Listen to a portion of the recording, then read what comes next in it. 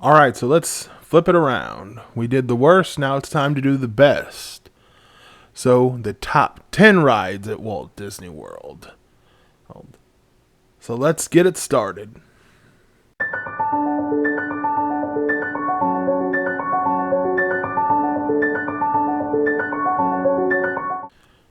All right, Spaceship Earth. It's the symbol of the park. It's not a thrill ride, but it is what you first see when you enter Epcot. It tells the story of communication throughout the time of man. It's never the ride I think a lot of people think about when they think of one of the best of Disney World, but there's a charm that cannot be matched, and it is probably the one ride that most people, if they're honest, think of the most when they think of what Epcot stands for. And in my personal opinion, that's really needed, as Epcot does start to seem to lose a lot of what it used to mean, with rides like Frozen and Guardians of the Galaxy moving in. So yeah, Spaceship Earth. I love it. I always will.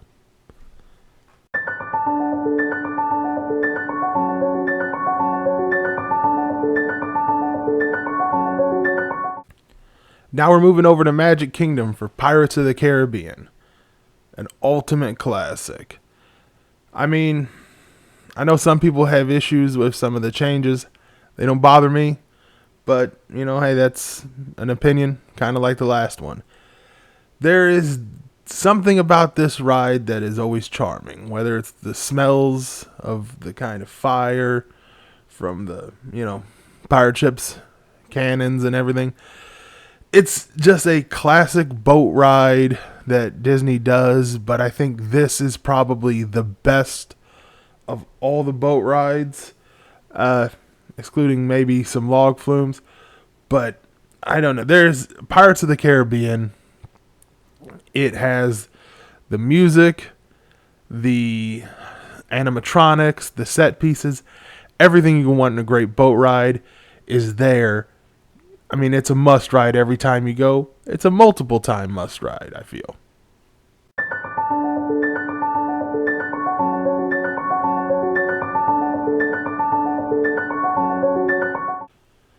Soaring around the world. It's one of the best Epcot rides.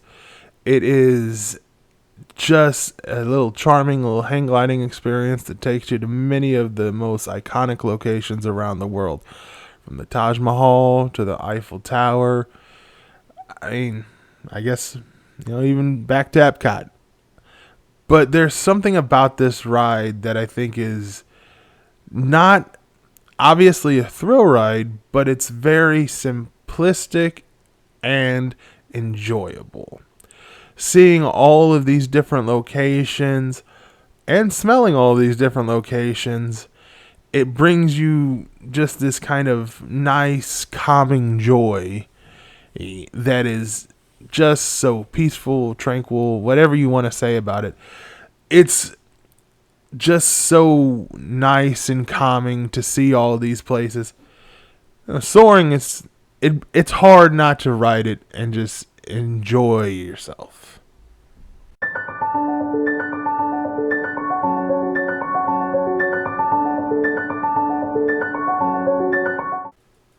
So if you saw the worst list, I put Buzz Lightyear's Space Ranger spin on it.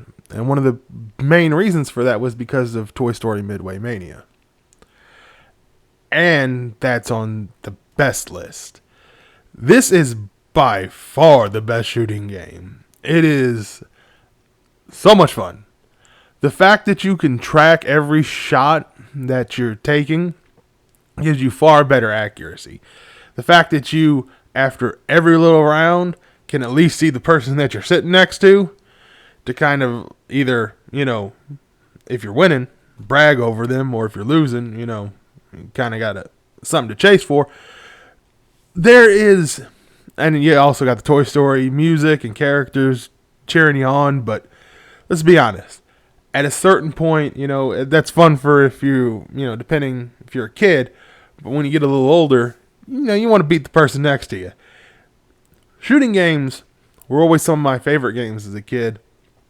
When you went to a theme park, and to see them evolve into this ride, I mean, obviously when I was a kid, I never thought they could be this good.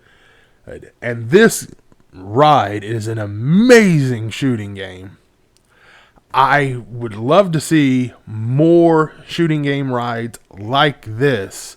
And I am shocked that there is not an equivalent ride to this anywhere else. This is a must ride just to see how far this style of ride has come. I really like Midway, Toy Story Mania now.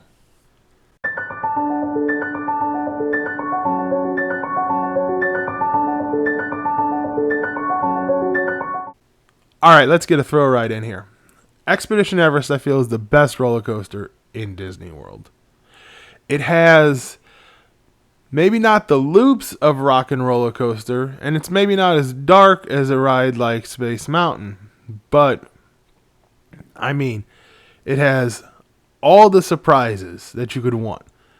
Whether it be the constant changes from going forwards to backwards, the big animatronic, which I sadly never got to see in its full effect.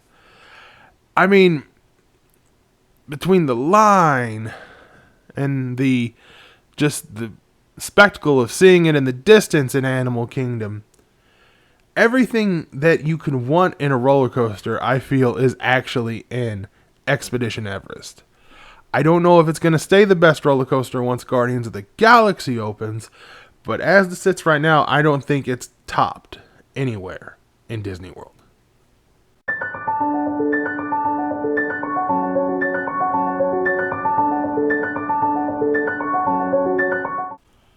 Okay, so the Tower of Terror. I just came off saying that Disney made the best shooting game ride. Well, they also made the best drop ride. The only difference was they made it about 20 years ago. And it's odd how I've never seen a drop ride come anywhere close to the Tower of Terror. Everyone has basically just been, we're going to throw you up and throw you down. The Tower of Terror seems like an actual ride with an actual story. It takes a lot from, obviously, the Haunted Mansion with the way the cast members act, the slight pre-show with Rod Serling, and then, the whole get-up of the actual ride before the drop. Everything done to the best you could possibly do it. Not to mention the fact the tower itself is so looming from everywhere you could see it in Hollywood studios. The Tower of Terror is just one of the top rides in any theme park anywhere. It's easily the best drop ride ever.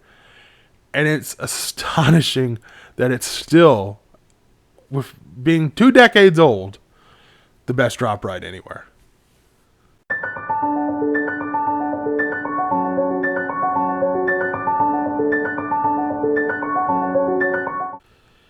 In many ways, Flight of Passage is the next step for Soaring, and it is a big next step.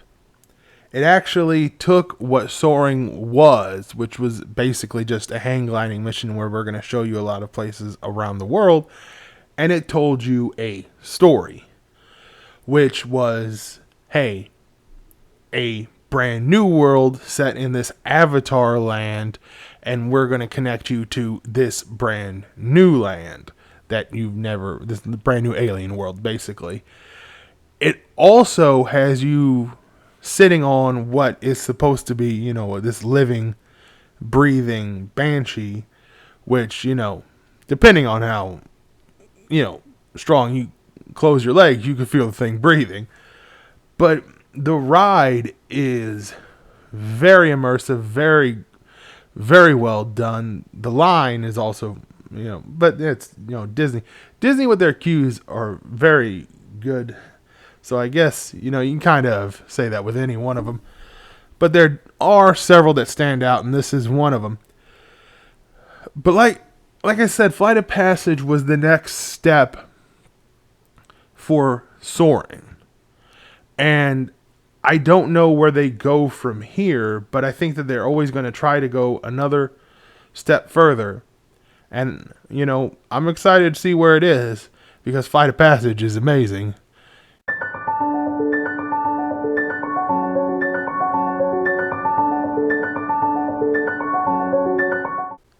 All right.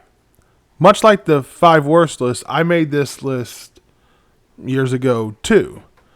And this was my previous number 1. And whereas I still do love Splash Mountain, I do find myself having some problems with it. One of the biggest is the ride vehicle itself is not the most comfortable to ride in. But there is certain things lacking in it that I think some of the 2 rides that are above it have that this one doesn't. Mainly, there is just nothing out of it that's not in the ride itself. Because the ride itself is still very good. Whether it be the music, the characters, the drop at the end is still always amazing and fun. There's a lot of fun to still have in Splash Mountain. And I don't want to take away from the things that I liked in it. It's just the more I think about it, the 2 rides above it, I tend to enjoy more the more I just think I like those more. It's just a lot I still like about Splash Mountain, so it's just not my favorite anymore. And that's just the way it is. But Splash Mountain is still a great ride, and it's almost impossible not to go through that ride and not have those songs stuck in your head for a good long portion of time afterwards.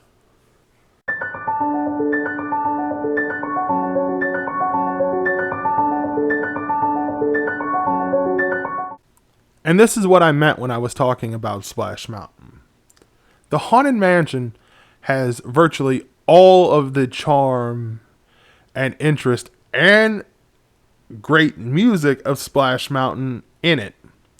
But it also has the amazing pre-show with the stretching room and, the hanging guy from the ceiling, as well as the great line queue where you can mess with the little, I don't know what those things are called, where when you press, they play the instruments and everything.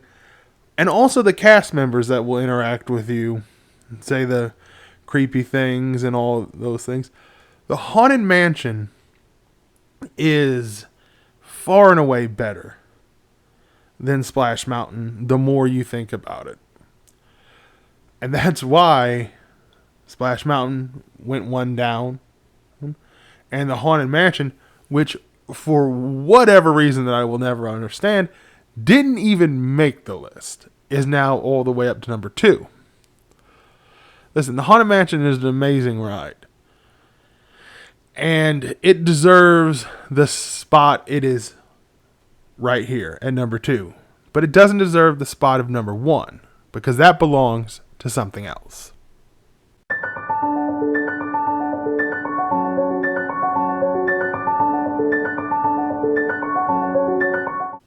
The reason why Rise of the Resistance is number 1 and why Haunted Mansion is number 2 is you could take absolutely everything I said about the Haunted Mansion and say the exact same thing about Rise of the Resistance, except times it by 10.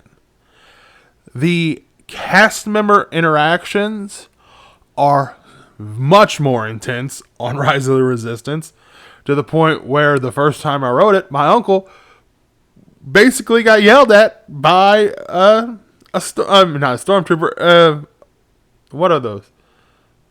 A bad guy. We're going to call it that. I can't remember what they're called in the new trilogy. I want to call him an Imperial. An Imperial officer, but I can't remember what they're called in the new movie. I mean, the pre-show is so much far and away more intricate than the stretching room. The trackless ride portion is so much more than the, than what the ride itself is in the Haunted Mansion. And I mean, I guess you can argue even John Williams' score is more noteworthy than the Haunted Mansion theme. If I'm not mistaken, I think it did win an Oscar.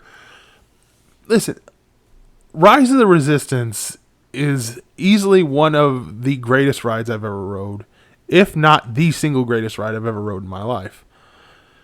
I'm sure it will be topped at some point. I used to say that the Universal Studios Spider-Man ride was the greatest ride I've ever rode, and it got topped.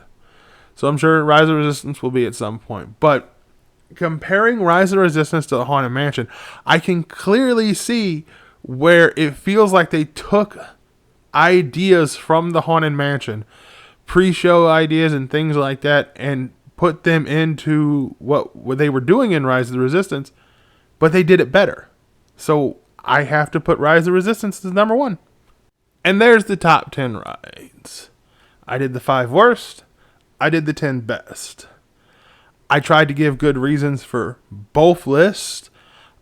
I do think I gave better reasons for some than others, but it was kind of hard to give reasons for everything. But I did what I could. Again, I'd like to hear your opinions, not only on the list, but on what your best rides would be, because I'm sure not everybody agrees. And if you liked the video, please leave a like and maybe subscribe. That would help, obviously. Thank you.